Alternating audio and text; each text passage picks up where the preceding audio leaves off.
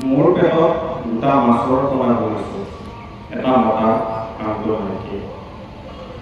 সিহঁতৰ বাবে মই খাদ্য এৰি খাইছোঁ মাছৰ দানা, খাইছোঁ খলিহৈ আৰু চাপৰ। মোৰ পেটৰ ভিতৰতে সিহঁতে ডাঙৰ হৈছে লাহে লাহে, যেন সিহঁত মৰে নতা, মই সিহঁতৰ আজন্ম নথো।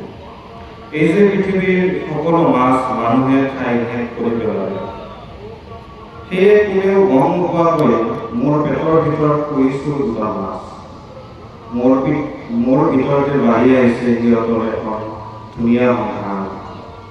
মোৰ ভিতৰত দিয়া প্ৰথম জাত বৰষুণত সিহঁতে পোনা দিছে, মোৰ তেজত পোনাবোৰ দৌৰি ফুৰে।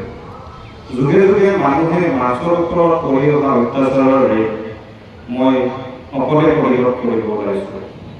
মই এখন বিশাল পৃথিৱীৰ মাছৰ, মোৰ ভিতৰত জন্ম ল'ব অনাগত সোণালী দিনৰ মাছবোৰে।